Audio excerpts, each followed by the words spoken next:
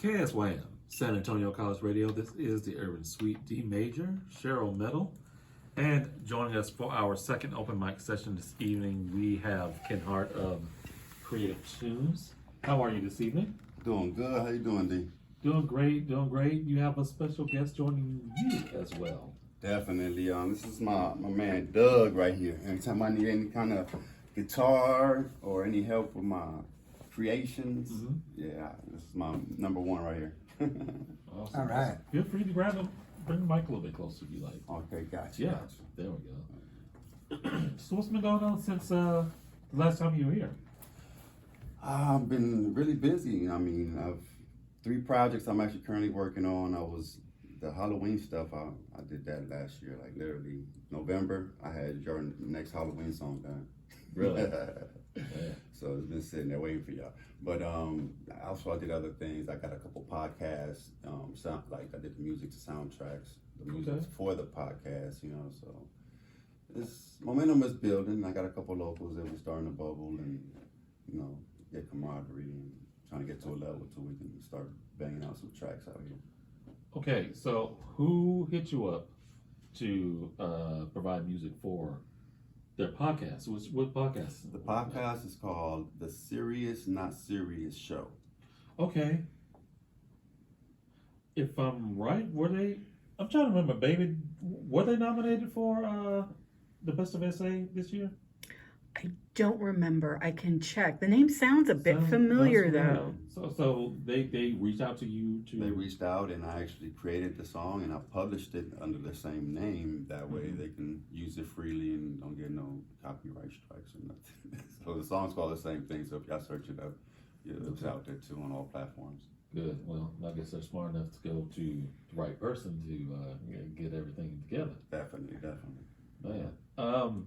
You said you've been kind of working with particular artists in town, as far as providing them service of music production, or even showing them the ropes as well. I do both. I do instructions as well. Like I have a couple customers that call me. They want to learn how to use maybe let's say for instance the drum machines and the sequencing machines. I don't want to name no brands, but they want to learn how to use the equipment, my tools of trade. And I teach. I've taught quite a few, and I also help artists that are on the come up that are actually, they might be doing their own thing, but I might like something they're doing, and hey, I help you, you help me.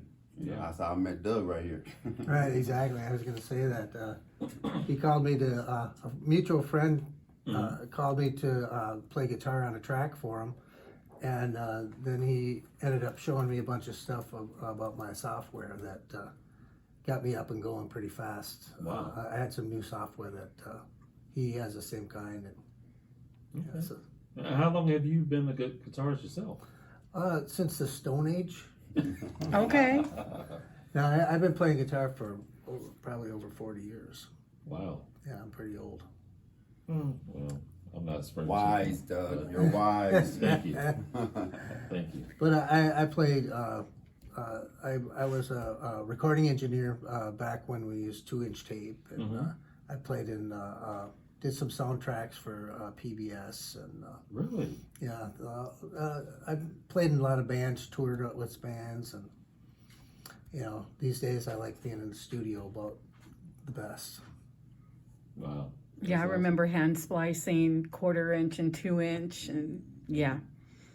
Fun times. Back in the day. Back in the day. Yeah, the razor blade. Yes, Tell with the about razor your blades. channel. Oh, I have a TikTok channel. You do? Yeah, it's called Doug's Guitar and Stuff, and I've got probably close to 30 videos, I think, on it. I got around 9,000 followers, Okay. and Wow. mostly foot pedal loopers, like guitar loopers, and I do backgrounds like bass guitar, drums, and keyboards, and then I'll play a guitar solo on it. I've got maybe 5, I think, that I sing on, and it's all original music. Oh, very awesome. Speaking of that, like we said, you've been in the business for so long. Your views on how things have evolved, basically, techniques and technology going into making music. Your views on that? I love it. I'm a geek. I buy new machines and I figure out how to make music with them. Still, what a lot of people say is that there's no money in making records anymore, and that's pretty much seems like what it is. There's very few venues to sell your songs, unless you're the producer that's working with that artist. But it's still fun, and I don't drag my stuff around into bars anymore. But I like playing in the studio is about where I'm at. Yeah. You got definitely a great person to tap into. Oh yeah, definitely. No, we clicked as soon as we met. Day one, it was rap. It's like we known each other for years. That's right. That's what's up. Is there anything that you two are working on right now that Definitely. you can announce? Definitely. There's we got a project we're working on. It's called Chords and Licks. Chords, obviously, he plays chords. I mean, I play chords, and obviously the licks is a guitar thing. You got the guitar covered. And one of the songs that you actually have is actually on there. That's help me out there. Writer's block. Writer's Block. Okay. Oh yeah. Yes, you do. That was, And which we'll be getting into a little bit later on in the show, actually. I believe you have that as well. Yes. Okay. Is it early on in the process of getting this project together?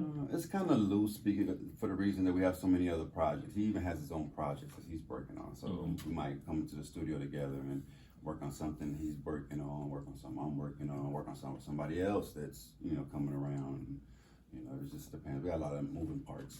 Yeah. So each day brings a different Definitely. aspect. And he does videos on his TikTok, so he's got his projects that we're trying to get everything, a handle on everything, It's kind of nice because it's this working with Ken is quite a bit different from what I normally do, and I write more popish songs or country rock and jazz, and so it's I'm learning a lot, and he tells me, he says, "Can you hear a guitar on there?" And I say, "I always hear guitar." And we go from there. Yep. That's good. And you got someone with an ear definitely. and a thought process of like where can certain things fit a certain song or a certain process. Definitely. Oh, definitely. And I mean, most of the times I let him go. I don't even. I'll tell him I want a guitar in here, but sometimes I do have a guitar in there, and I'll just tell him, look, I gotta mute this because it's not ours. You know what I'm saying? I don't want to use somebody's without their permission. And he just gets in there and he creates from the top. He just, all right, what about this? And he goes. He's a genius. That's perfect. Anyone in town that you're currently working with as well, or is that you can't speak on it?